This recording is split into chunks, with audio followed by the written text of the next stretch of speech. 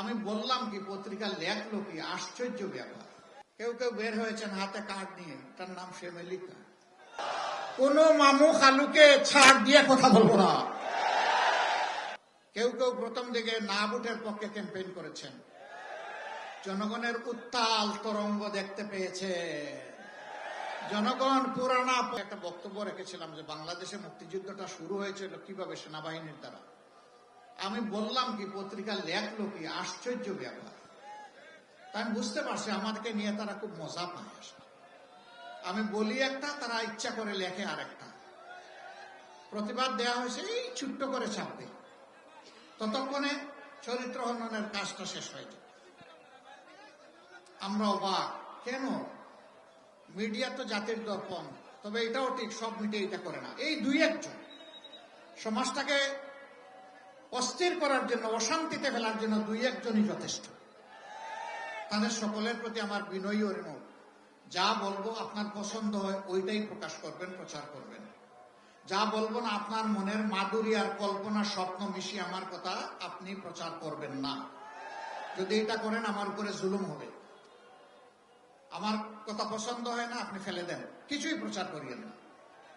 কিন্তু প্রচার করতে হলে আমার কথাটা হুবহু আমার মতো করে প্রচার করতে হবে। অনেক টাকা আছে আমাদের। এই যে চুরেরা চুরি করে বাংলাদেশ থেকে 28 লক্ষ কোটি টাকা বিদেশে পাচার করেছে, আল্লাহ যেন তৌফিক দেন, ওদের পেটের ভিতরে হাত ঢুকিয়ে সেই টাকা যেন নিয়ে আসতে পারি।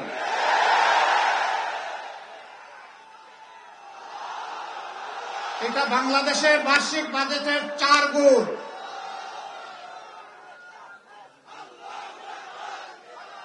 ওই বাজেট আমরা ফিরিয়ে আনার জন্য জান প্রাণ দিয়ে চেষ্টা করবো ইনশাআল্লাহ। কোন মামু খালুকে ছাড় দিয়ে কথা বলবো না। দেশের টাকা চুরি করে বিদেশে গিয়ে রাজার হালতে বসবাস করবেন, আমরা ঘুম হারাম করে দেব। ওদের শুধু সম্পদ নয়, এই চুরদেরকে দেশেও ফিরিয়ে আনা হবে ইনশাআল্লাহ। এনে তাদেরকে বিচারের মুখোমুখি করা হবে। আশ্চর্য, এই জাতি একটা মুরগি চুরি করেছে, একটা ছাগল চুরি করেছে, এরে ধরে পিঠায় মেরেও ফেলে অনেক সময়। এগুলো আমরা সমর্থন করি না। ওই ছোট চুরে ধরেন কেন? যে পেটের কুদায় আগুন জ্বলে, আগুন নিবাইতে গিয়ে একটু হাত বাড়ায়, ওই বড় চুরদেরকে ধরেন।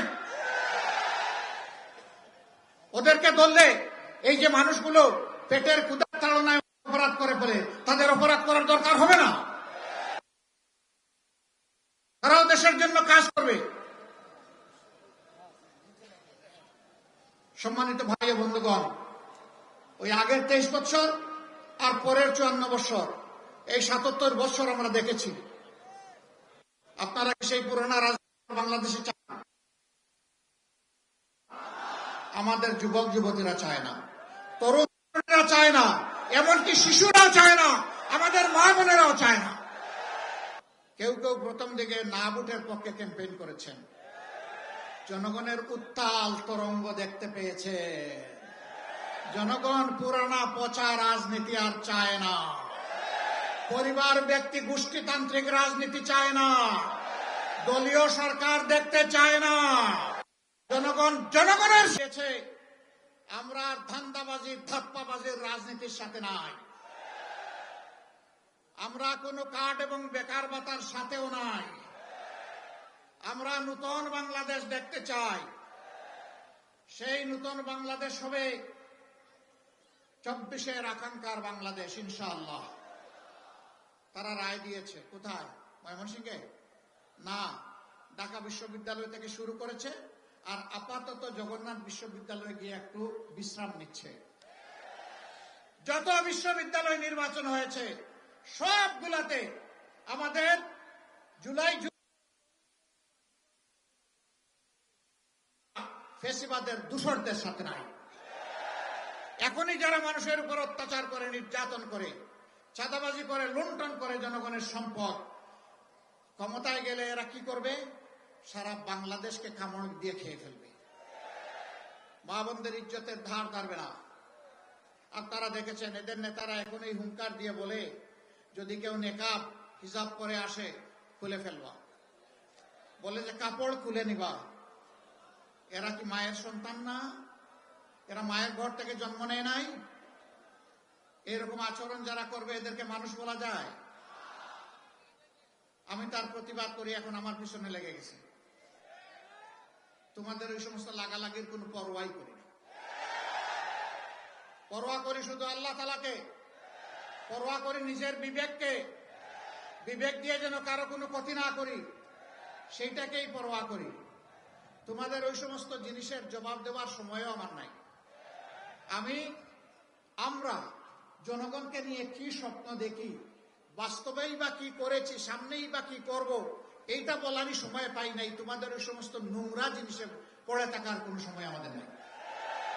কেউ কেউ বের হয়েছেন হাতে কার্ড নিয়ে, তার নাম ফেমেলিকা।